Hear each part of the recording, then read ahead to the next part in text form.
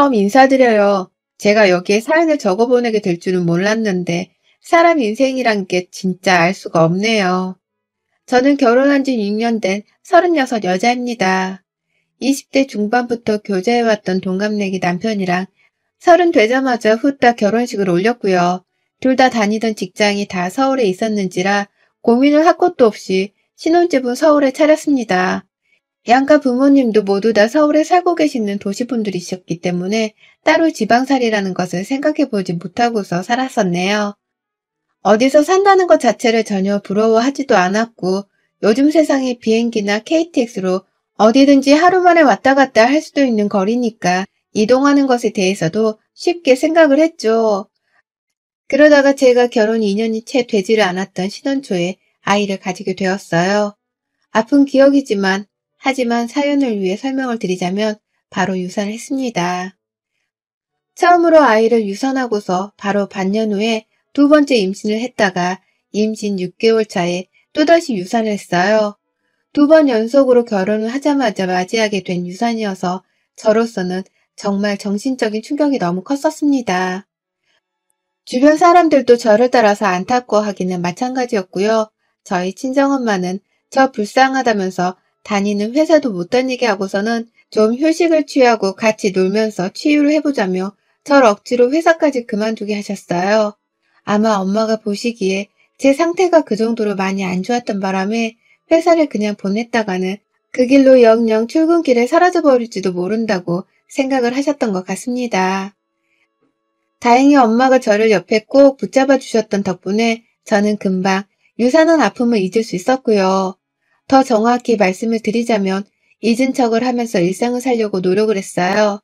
저희 남편이 할 말을 원체 잘 하지 못하고 눈치만 잔뜩 보는 소심한 성격입니다. 그 당시 우리 남편은 제 눈치를 보면서 사느라 밥도 제대로 못 먹어 살이 저를 따라서 5kg 정도가 빠졌었답니다. 부부는 일심동체라고 하더니만 제 남편이 딱 저를 따라 마음고생하면서 그 당시 힘든 게 많았을 거예요. 아무튼 저희 부부는 결혼 초부터 상처를 받을 만한 일을 겪고 난 후 조금은 다른 결혼 생활을 하게 되었습니다. 남들을 볼 때마다 애가 있으면 그게 그렇게 부럽더라고요. 내 뱃속에서 죽은 아이한테도 너무 미안해졌고요. 조금은 더 많이 남들을 신경 쓰면서 살기 시작했고요. 남들이 과연 애를 둘이나 유산한 나를 어떻게 볼까 싶은 트라우마적인 생각 때문에 제대로 된 일상을 좀 살기가 힘들었어요. 이런 저를 보면서 남편도 똑같이 사람들의 눈치를 보기 시작했고 특히 시댁 식구들의 입단속을 하느라 내내 안절부절을 못한 채로 살았답니다. 남과 다를 것이 하나 없이 꾸는 시댁 식구들 때문에 저나 남편은 늘 명절이 지옥이었고 또 시댁 행사날이 불편했어요. 우리 부부가 결혼을 할 당시 시부모님께서는 10원 한 장도 보태주시지 않으시고 자식의 결혼을 방관하듯 지켜보기만 한 분이셨어요. 저희 친정에서는 부모님이 어찌 그런 시부본을 둔 집으로 시집을 가려 하냐면서 결혼식 막판에 반대를 했었을 만큼 동전 한 푼도 주지를 않으셨답니다. 신혼집을 구하는 것도 저희 친정에서 5천만 원을 보내주셨고 남편이 직접 대출을 받은 걸로 집을 장만했었는데요. 시부모님은 그 와중에도 남일 보듯이 팔짱을 끼고서는 어찌 한 푼을 보태주려 하질 않으셨어요. 그랬던 분들이셨기에 신혼집뿐만 아니라 신혼가구를 채우는 것부터 결혼식을 치르는 것들까지 모조리 다 저희 부부랑 친정에서 나온 돈으로 해결을 했는데요. 저 유산을 하면서 잔소리를 가장 많이 퍼부었던 건 바로 시댁이었답니다. 잘 살라고 보태준 돈 한 푼도 없고 정성도 없으셨던 분들이 번갈아 가면서 저의 유산을 언급하고 신뢰가 되는 줄도 모르고서는 자꾸 잔소리를 하시는 게 너무 서러울 지경이었죠. 왜 저러나 싶어서 화도 났고요. 빨리 애를 또 가져야 유산이 되는지 출산을 할 수 있는지 알 수 있지 않겠냐는 닥달도 서스럼 없이 하셨고요. 저희 시아버지께서는 술을 먹다가 조금이라도 취기가 올라오면 죽은 애들이 불쌍해 죽겠어 라고 하면서 분위기가 갑자기 세이질 만한 소리를 하며 제 죽은 뱃속 아이들을 언급하셨습니다. 아이를 유산할 당사자인 저조차 입에 함부로 담지 않고서 잊으려고 노력하며 씩씩하게 잘 살려고 하는 중이었는데 시부모님은 그 사실을 계속해서 언급하고 떠올리게 하시면서 대수롭지 않게 일상 속에서 대화를 나누려고 하셨어요. 제가 불편한 기색을 여러 차례 내기도 했고, 남편도 옆에서 그런 소리를 왜 하냐면서 입단속을 시키려고 많이 시도를 했었는데요. 아무 소용이 없었습니다. 시부모님께서는 애초에 제 뱃속 아이들이 죽은 것에 대해서 심각하게 생각을 하지도 않으시는 분들이었기 때문에 저를 향한 동정심이나 안타까움 혹은 슬픔 같은 것들을 전혀 느끼지 못하는 소시오패스들과 다름이 없었거든요. 그렇게밖에는 시부모님의 태도가 설명이 되지 않았어요. 그런 와중에 시부모님도 모자라 남편이 하나뿐인 누나인 저희 시누이, 그리고 시누이의 남편도 모자라 애들까지 나서서 "얘 죽었어요?" 라는 말을 아무렇지 않게 해대며 저에게 답을 들으려고 했고요. 사돈의 팔촌인 건지 누군지는 정확히 잘 모르겠으나 결혼식 때 한 번 봤었던 남편의 친인척 분들까지 어쩌다 저를 만나게 되면 꼭 죽은 아이를 물어보셨어요. 그러다 시간이 좀 지나고 나서는 "또 죽을까봐 임신을 안 하는 거야, 여태?" 라는 질문을 던지셨고요. 사람에 대한 기본적인 배려 같은 것이 애초에 없는 집안이라고밖에 생각이 되질 않을 정도로 이분들이 제게 던지는 말 한마디 한마디는 다 뼈가 있었고 상처가 되었습니다. 회사를 그만두고 마음을 치유하고 있던 저는 다시 잘 살아보기 위해서 2년 정도의 시간을 두고서는 재취업을 하게 되었는데요. 그때 시어머니가 "그러다 또 애 죽으면 어떡해. 그냥 집에서 몸이나 챙기지 뭘."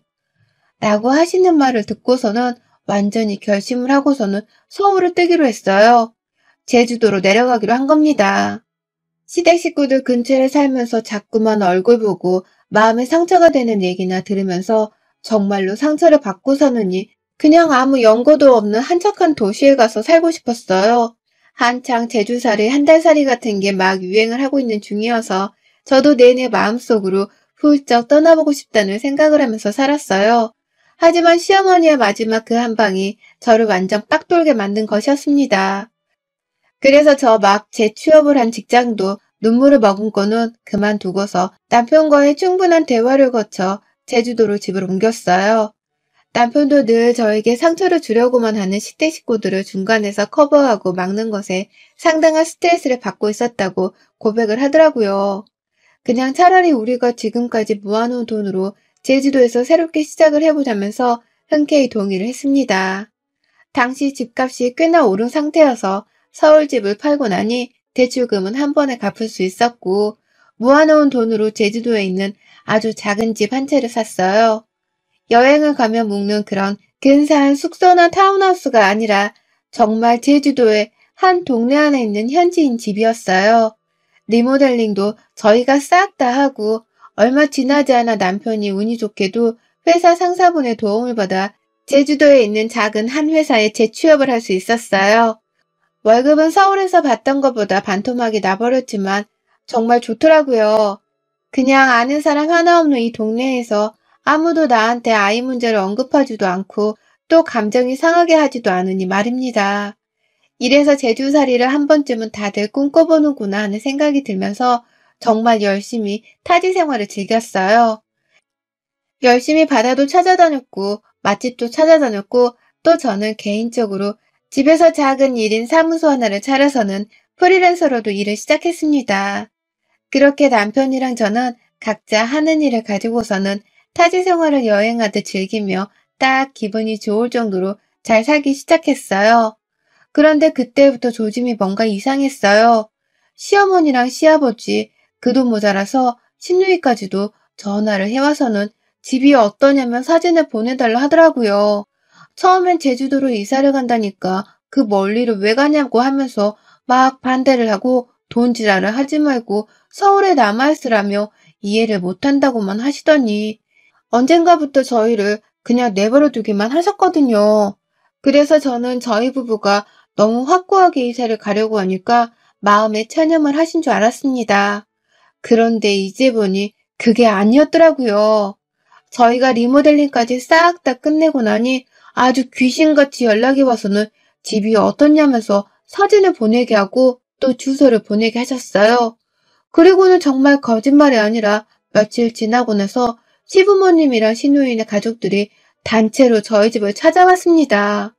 그때가 금요일 저녁이었는데요. 이제 보니 신우이 남편이 회사 퇴근을 하는 시간에 맞춰서 우르르 비행기를 타고 온 거더라고요.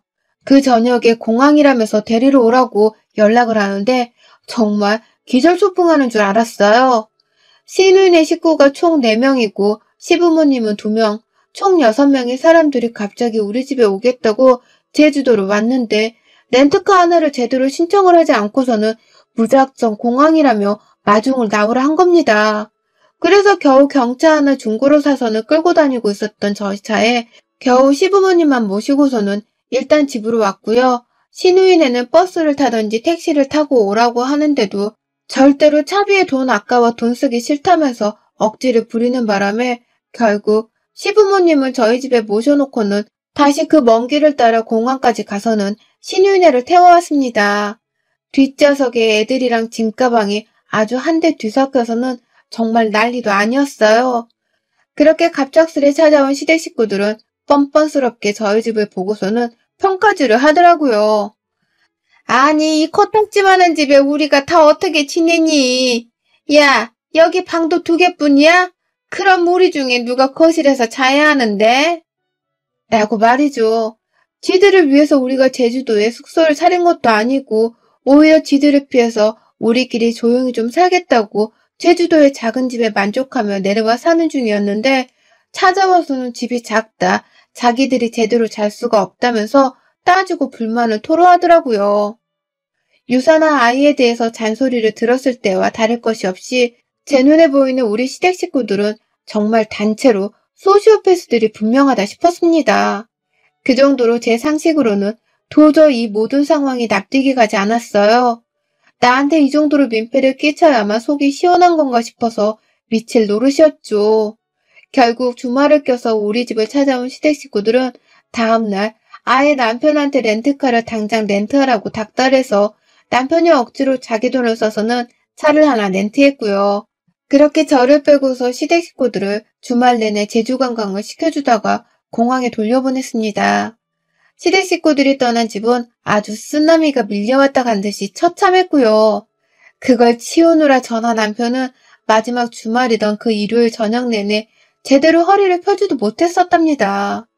설마 이게 또 반복적으로 일어나진 않겠지 싶었는데 늘 불길한 감은 적중을 했죠. 그 다음에 남편의 한 친척분께서 연락이 오셨어요. 시어머니께 말을 전해드렸다면서 우리 사는 곳 주소를 찍어달라 하시더라고요. 그러더니만 50대이신 그 친척분이 남편분이랑 같이 둘이서 우리 집을 찾아오신 겁니다. 2분은 은퇴하고 집에서 할 일이 없으신 건지 평일 대바람부터 제주도를 찾아오셨고요. 그렇게 저는 또 영문도 모른 채 시댁 식구들을 제 집에 묵게 했어요. 방 하나는 제 작업 사무실로 쓰는 곳이었는데 어쩌다 보니 시댁 식구들이 제주도에 여행을 오면 내줘야 하는 숙박시설 같은 것으로 쓰게 되었답니다. 남의 집에 돈 한 푼 안 내고 무료로 숙박을 하려고 찾아봤으면 적어도 서울에서 뭐 하나 선물을 사오던가 하다못해 현금이라도 10,000원짜리 한 장은 줘야 하는 게 인지상정이잖아요.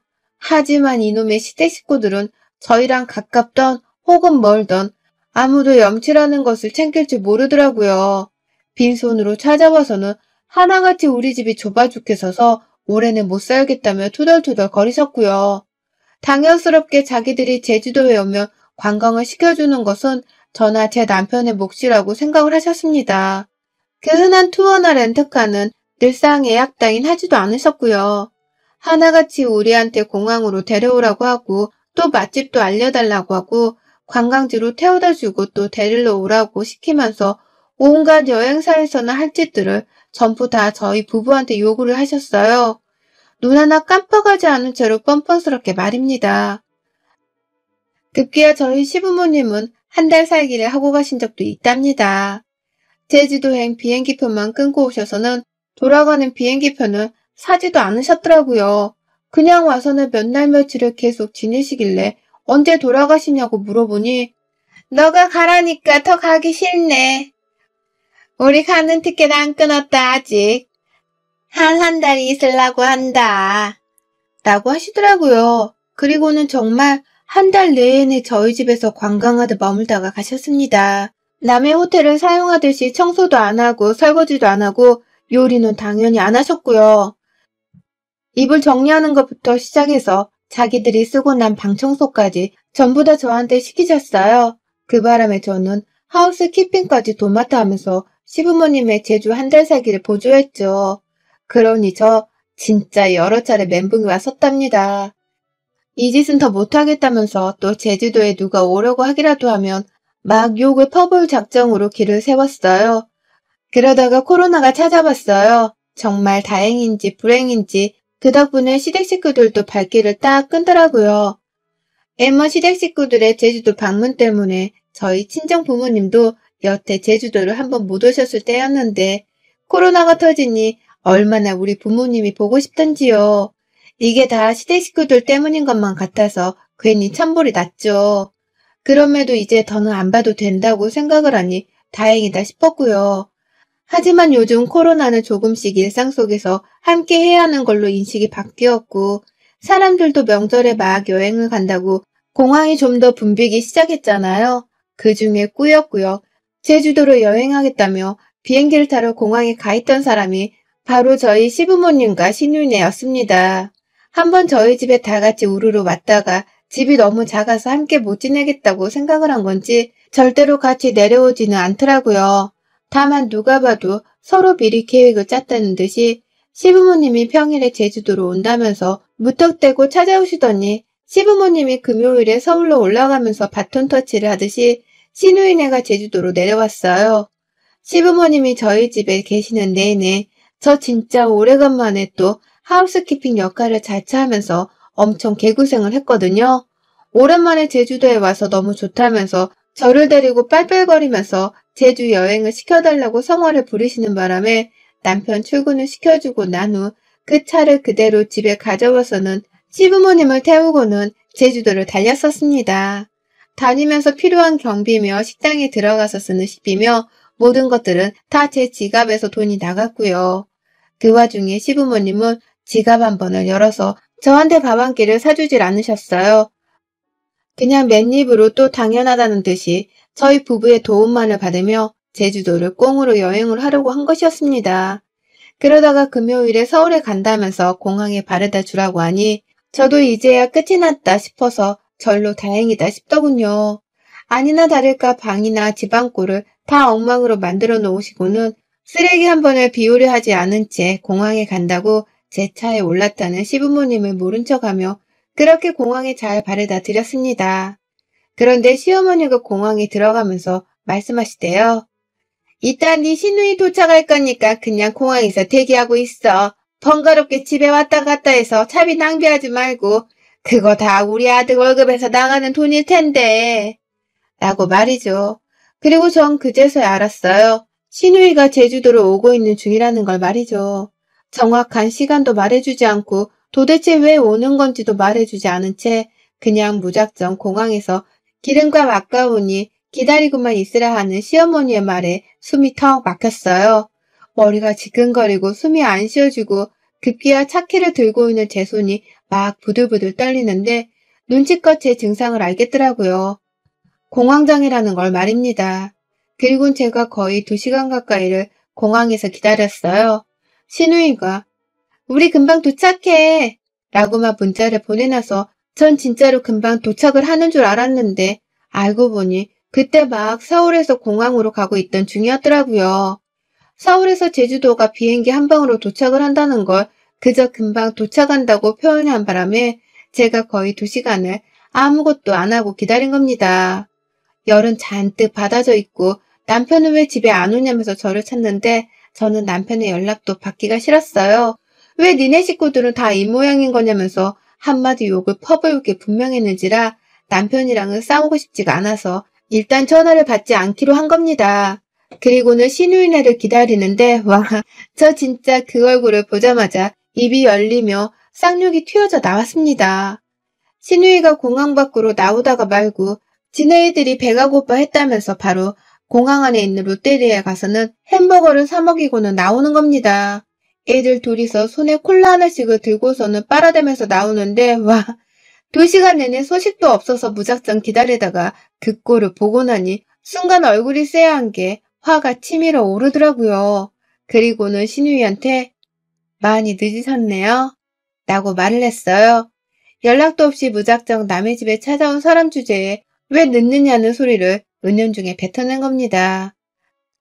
그런데 우리 신우이랑 그 옆에 있는 남편이란 놈이 쌍으로 뭘 한 줄 아세요? 손님을 이렇게 대접하면 안 되지. 라고 하는 거예요. 손님은 늦어도 늦었다고 그러려니 해야 하는 거고 윗사람을 봤으면 짐부터 받아줄 생각을 해야 하는 거라면서 저를 향해 둘이서 쌍으로 잔소리를 퍼부으며 가르치려 들더라고요. 이건 뭐 기가 막힌 건 둘째치고 사람 새끼들이 아닌 것들과는 도무지 대화가 안 통해서 뭐라 할 말이 없었습니다. 제 손님들이세요? 저는 초대한 적이 없는데 누구 마음대로 형님이 제 손님이에요? 내가 언제 오라고 했어요? 왜 멋대로 이 늦은 시간에 사람을 기다리게 하면서 찾아와 놓고 손님 대접을 바래요? 라고 하며 저도 결국 화가 폭발해서는 소리를 쳤어요. 사람들이 막 공항을 빠져나가는 중이어서 주변에 사람들이 정말 많았는데 저는 부끄러운 줄도 모르고 신우이한테 소리를 질러댔어요. 내가 초대를 했냐고요. 손님 대접을 받고 싶으면 돈을 내던가 아님 돈 내고 호텔을 들어가던가 왜 남의 집에 멋대로 찾아와서는 대접을 바래요? 염치 좀 챙기고 사세요. 라면서 혼자 공항 천장을 보며 소리를 지르고 숨을 거르고 별짓을 다 했다가 신우 남편이 저보고 그러더라고요. 미쳤나 봐. 라고 하면서 저를 막 이해할 수 없다는 듯이 쳐다보면서 표정을 잔뜩 찡그리는데 그 무시하는 표정에서 저는 환멸을 느꼈습니다. 내 마음을 알아주길 바란 건 아니었지만 그래도 적어도 내 집에서 지내려고 하는 사람이라면 집주인한테 미안해하기는 할 거라 예상했거든요.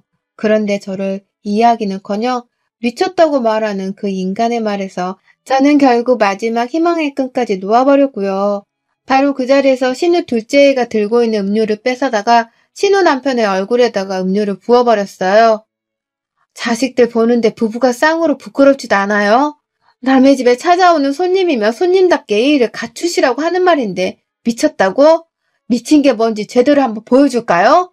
나 당신들 우리 집에 다시는 안 들일 거니까 어디 한번 공항에서 차 렌트해서 숙소 잘 찾아가 보세요. 손님 대접 받고 싶어 하는 것 같으니 소원대로 해줄게. 호텔 구에서 손님 대접 떵떵거리며 받고 지내다 가세요. 다신 제주에 와서 함부로 우리 부부 부르지 마. 또 온다고 하면 그땐 당신 부모가 찾아와도 난 소금부터 뿌려가며 쫓아낼 거야. 라고 하면서 음료를 탈탈 털어버리고는 혼자 공항을 빠져나왔어요. 뒤에서 신우의 남편이랑 신우가 번갈아 쌍으로 소리를 질러가면서 제 이름을 부르고 있었는데요. 저는 혹여나 저를 따라 제 차까지 쫓아와서는 억지로 타고 가려 할까봐 정말 빠른 걸음으로 제 쪽으로 해서는 공항을 빠져나왔어요. 그리고는 바로 제 차에 탑승을 하자마자 뒤도 안 돌아보고 집으로 왔습니다. 남편은 그 사이 신유이한테 마중 나오란 전화를 또 받은 건지 누나가 나오라는데 너 공항 아니야? 라고 하면서 눈치 없이 묻는 전화를 하더라고요. 그래서 전 남편한테도 결국 한바탕 퍼부었습니다. 니네 가족들 내 집에 또 얼씬하게 하면 너도 그땐 쫓겨날 줄 알아? 이혼하고 싶으면 네 가족들을 또 불러보던가. 어디 염치도 없는 것들을 자꾸 초대해서는 팔자에도 없는 팔추부짓을 하며 손님 대접을 해주려고 해. 지들이 여행을 하고 싶으면 알아서 숙박이면 공항 핑업까지 알아보라고 해. 라면서 절대로 집에 붙어있으라고 닥달을 했습니다. 저는 차를 끌고 집에 도착을 하자마자 결국 울음을 터뜨리며 제주도에 와서도 니네 식구들 때문에 이게 뭔 난리야. 라면서 거실 바닥에 들어 누웠고요. 제발 좀 안 보고 살게 해달라고 애원을 하니 남편도 이런 제가 불안불안해 보였는지 초대 안 할 거야 걱정 마. 라고 하면서 자기 핸드폰 전원을 제 앞에서 보란듯이 꺼버리더라고요. 그게 바로 지난주 금요일에 일어났던 일이었고요. 그 후 신우이는 우리 집을 찾아오긴 했었어요. 다만 저희 부부가 문을 열어주지도 않고 밖에서 누가 집에 쳐들어오려고 한다고 경찰에 신고를 하니 그제서야 꽁무니를 내빼듯이 도망을 치더라고요. 지들이 어찌저찌 렌트카를 빌리긴 한 건지 차도 있었고 더 이상 숙박을 하겠다면서 재워달란 연락도 하지를 않은 채 그러고 조용히 지내다가 서울로 올라간 듯 했어요. 그리고는 평일에 다짜고짜 신우이가 저를 고소하겠다면서 연락이 왔네요. 감히 공항에서 자기 가족들한테 망신을 줬다면서 명예훼손을 들먹이며 고소를 하려 하더라고요. 그러니 저도 그간 우리 집에 와서 공짜로 먹고 자고 여행했던 경비를 싹 다 모아서는 금전적인 포상을 하게 만들어주겠다며 맞고소를 하겠다 으름장을 놓았습니다. 명예훼손은 100만 원이면 되겠지만 당신은 몇백을 더 물어내야 할 거라면서 아주 신신당부를 하니 신우이는 먼저 전화를 툭 끊어버리고는 지금껏 추가 연락이 없네요. 아마 속으로는 무지하게 쫄고서는 잠수를 타려 한 것 같습니다. 뭐 덕분에 이제 시댁 식구들도 다 하나같이 정신을 차리고는 우리 집에 못 올 것이란 생각이 들고요. 온다고 하더라도 제가 공항에서부터 소금을 던져가며 제주 땅에서 쫓아내버릴 심상이라 상관은 없습니다. 어디 또 내 집에 쳐들어오려고 하기만 해봐라. 제주 땅에서 길 잃은 노숙자가 되는 게 어떤 건지를 제대로 보여줄 겁니다. 여러분의 생각은 댓글로 남겨주세요. 오늘도 시청해주셔서 정말 감사합니다.